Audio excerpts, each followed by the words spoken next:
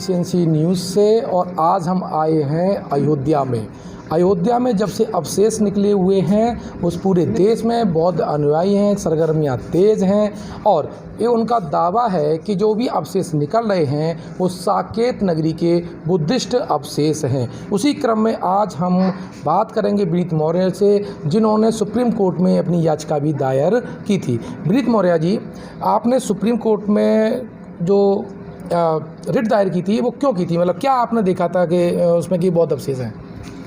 हम साकेत नगरी यानी कि अयोध्या, इस समय मैं यहीं का निवासी हूँ और यहीं साकेत में ही पैदा हुआ हूँ।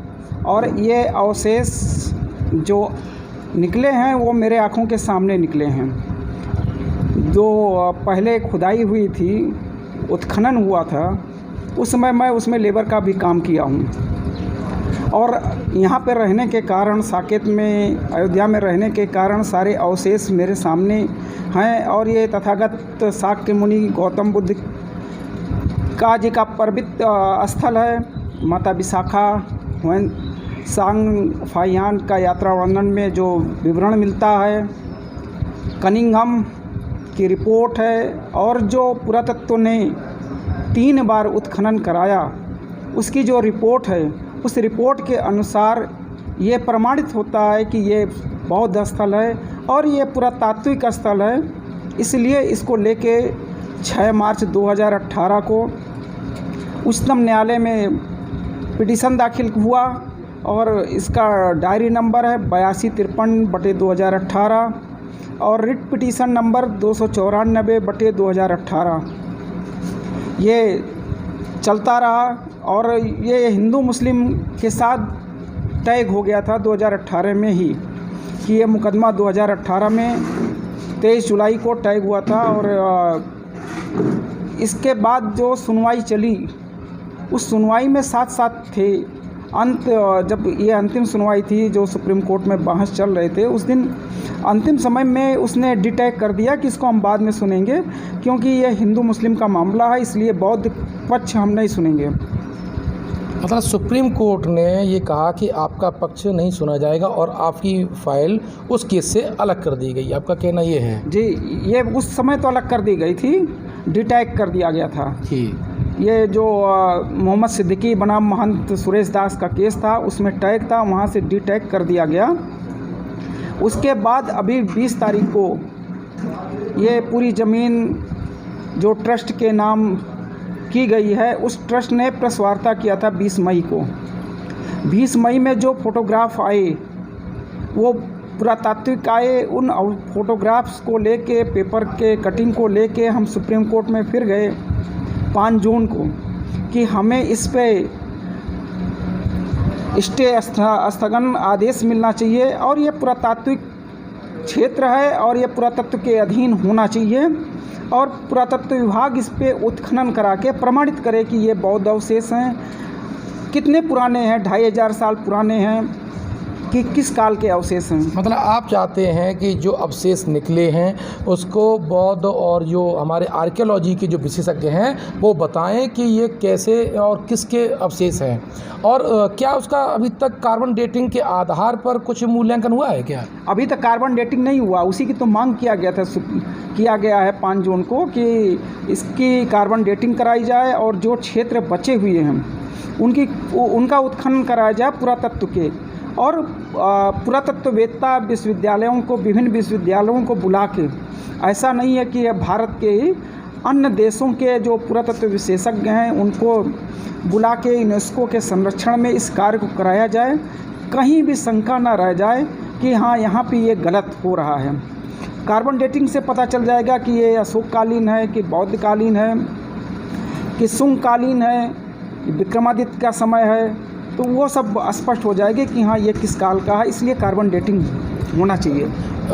विनीत मौर्य जी का ये कहना है कि इसमें जो अवशेष निकले हैं उस पे अंतर्राष्ट्रीय स्तर के जो पुरातात्विक हैं, वैज्ञानिक विधियां हैं, उनके अनुसार उसका क्लासिफिकेशन होना चाहिए और उसकी रिपोर्ट आना चाहिए, और ये आर्कियोलॉजी की साइट पे है। जो अभी जब बौद्ध अवशेष जो आपके अनुसार जो अवशेष निकले हैं वो बौद्ध अवशेष हैं, है ना, तो ये कैसे लोगों को मालूम पड़ा ये खुदाई में निकला हुआ है? बड़े बड़े पिलर्स भी हैं और उसमें धम्म चक्र भी है, ऐसा मुझे बताया गया है।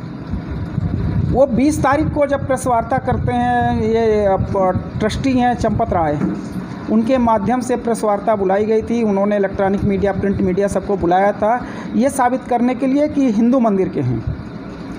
तो वो फ़ोटो जब मुझे मिली तो मैं सारे लोगों को भेजा और उस पर कमेंट लिखे, लोगों ने अपने अपने विचार लिखे, और ढेर सारे पुरातत्व जो यूनिवर्सिटी के प्रोफेसर लोग हैं उनको भी मैंने भेजा और उनसे पूछा कि ये बौद्ध अवशेष हैं, पुरातत्व अवशेष हैं कि हिंदू मंदिर के अवशेष हैं। तो उन लोगों ने स्पष्ट लिखा, नहीं, ये बौद्ध अवशेष हैं और पुरातत्व तात्विक अवशेष हैं। इन अवशेषों को सुरक्षित और संरक्षित करने की ज़रूरत है।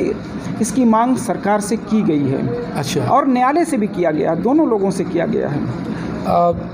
ये जो आप आंदोलन चला रहे हैं कि ये हमारा जो साइट है आर्कियोलॉजी साइट है और वैज्ञानिक विधि से घोषित हो, अभी भंते सुमित रत्न जी ने कहा था कि उन्होंने जो याचिका दायर की है उसकी वजह से काम रुक गया है, तो क्या वहाँ काम रुका है? ऐसा कुछ आपके पास नज़र में है?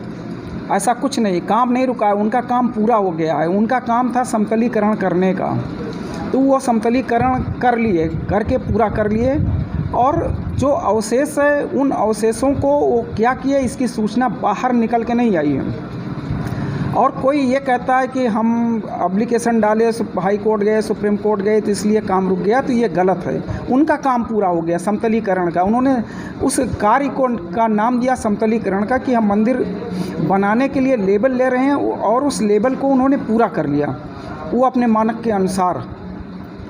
ऐसे स्थिति में वो भी आज भी अपना काम कर रहे हैं, काम रुका नहीं है। समतली का वो क्षेत्र में जो इनका मंदिर बनाने का था एरिया, उस एरिया को उन्होंने समतलीकरण करके छोड़ दिया। उसके अलावा और काम कर रहे हैं वो। अच्छा। ऐसा नहीं है कि उन्होंने काम बंद कर दिया। देखिए, हम लोग भी साइट पे आए थे, हमने एक वीडियो देखा था जिसमें भंते सुमित रत्न कह रहे थे कि हमारे दबाव के कारण वो रोक दिया गया है। हालांकि मैंने हाई कोर्ट और सुप्रीम कोर्ट की पूरी साइट पे देखा, कोई भी ऐसा आदेश नहीं था जिसके अकॉर्डिंग ये काम रुक गया हो। हम अयोध्या में आए हैं इस बात की जानकारी के लिए, कहीं ये बौद्ध समाज, बौद्ध अनुयायियों के साथ धोखा तो नहीं है। वास्तव में हकीकत ये है, उन्होंने अपना समतलीकरण का कार्य पूरा कर लिया था। ऐसा कोई सुप्रीम कोर्ट और हाई कोर्ट ने और राज्य सरकार, केंद्र सरकार ने आदेश नहीं दिया कि वो पर काम रोका जाए।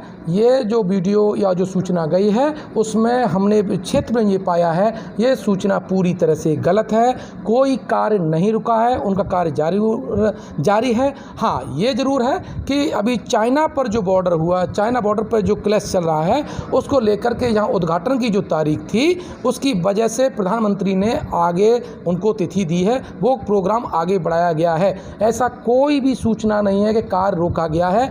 बौद्ध जो अनुयायी हैं, हम आपको ग्राउंड रिपोर्ट बता रहे हैं कि यहाँ पर कार्य चल रहा है, कोई कार्य नहीं रोका गया है। और ये जो लगातार कार्य बंद हो गया है, ये सूचना पूरी तरह से गलत है। ये विनीत मौर्य थे जिन्होंने सुप्रीम कोर्ट में ये मुद्दे को ले गए, पहले शख्स थे जिन्होंने इस मुद्दे में दिलचस्पी दिखाई और संपूर्ण भारत में ये संदेश देने की कोशिश की कि जो अवशेष निकले हैं वो बौद्ध अवशेष हैं। ये जो बौद्धों की आवाज़ बनी है, ये वही विनीत मौर्य हैं जो सुप्रीम कोर्ट में खड़े थे अपनी बौद्धों की आवाज़ बनकर।